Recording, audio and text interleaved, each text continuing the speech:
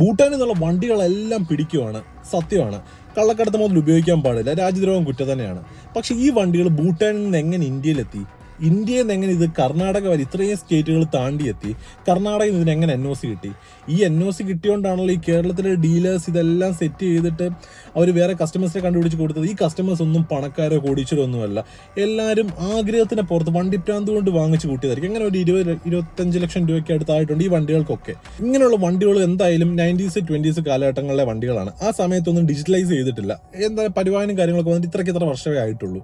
ഈ ഒരു ടൈമിൽ എന്തായാലും ഫിസിക്കലി ആയിരിക്കും ഡോക്യുമെന്റ്സ് എല്ലാം ഉള്ളത്. ഫസ്റ്റ് ഓണർ, സെക്കൻഡ് ഓണർ, ഒരു 4th 5th ഓണർ വരെ ആയിക്കാണ്. കാരണം അത്രയും കാലം പഴക്കമുള്ള വണ്ടികളാണ്. ഈ ഒരു ടൈമിൽ നമ്മൾ വണ്ടി വാങ്ങിക്കാൻ ചെല്ലുമ്പോൾ ഒരു 4th ഓണർ അല്ലെങ്കിൽ ഒരു 3rd ഓണർ വരെ ഡീറ്റെയിൽസ് നമുക്ക് കിട്ടും. പക്ഷേ ഈ ഫസ്റ്റ് ഓണർ, സെക്കൻഡ് ഓണർ ഒക്കെ എങ്ങനെ കിട്ടാനാണ്? നമ്മളൊരു വണ്ടി വാങ്ങിക്കുമ്പോൾ ഒരു സാധാരണക്കാരൻ നോക്കുന്ന ഇൻഷുറൻസ് കറക്റ്റ് ആണോ, അല്ലെങ്കിൽ നമ്മുടെ ബുക്കും പേപ്പേഴ്സും എല്ലാം ബാക്കി ഡീറ്റെയിൽസ് എല്ലാം കറക്റ്റ് ആണോ, എഞ്ചിൻ നമ്പർ കറക്റ്റ് ആണോ, ഷാസി നമ്പർ കറക്റ്റ് ആണോ, ഇതൊക്കെയാണ് നോക്കുന്നത്. കാരണം ഒരു സാധാരണക്കാരൻ ഒരു വണ്ടി, ഇപ്പം ഞാനൊരു വണ്ടി വാങ്ങിക്കാൻ ചെല്ലുമ്പം അതിന്റെ പേപ്പേഴ്സ്, NOC എല്ലാം പക്കയായിട്ട് വണ്ടി കേരളത്തിൽ രജിസ്റ്റർ ചെയ്ത് തന്നു. അപ്പോൾ വേറെ വിഷയമൊന്നും ഇല്ലെന്ന് ഞാനും ചിന്തിക്കത്തുള്ളൂ. എന്തായാലും ഈ വണ്ടി നമ്മൾ ടാക്സ് അടച്ചു തന്നെ ആയിരിക്കുമല്ലോ KL വണ്ടികളാക്കിയിട്ടുള്ളത്. ഇതുപോലെ തന്നെയാണ് നമ്മുടെ ആക്സറീസിന്റെ കാര്യം. നമ്മൾ വണ്ടിയിൽ ഒരു ലൈറ്റ് വെച്ച്, നമ്മൾ താറിന്റെ മേളിൽ ഒരു 5 ഹമ്മർ ലൈറ്റ്സ് വെച്ചായിരുന്നു. അത് നമ്മൾ GST അടക്കമാണ് അടച്ച് വാങ്ങിച്ചത്. എന്നിട്ട് നമ്മൾ വെച്ചപ്പം അവർ ഫൈൻ അടിച്ചു 5000 രൂപ.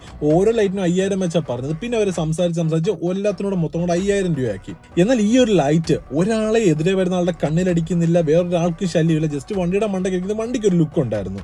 ഇവിടുത്തെ രീതിയിൽ എന്തും വിൽക്കാം, പക്ഷെ അതൊന്നും ഉപയോഗിക്കാൻ പാടില്ല. ഈ ഒരു രീതി ശരിയാണോ? നിങ്ങൾക്ക് എന്താ തോന്നുന്നത്? കമന്റ് ചെയ്യൂ.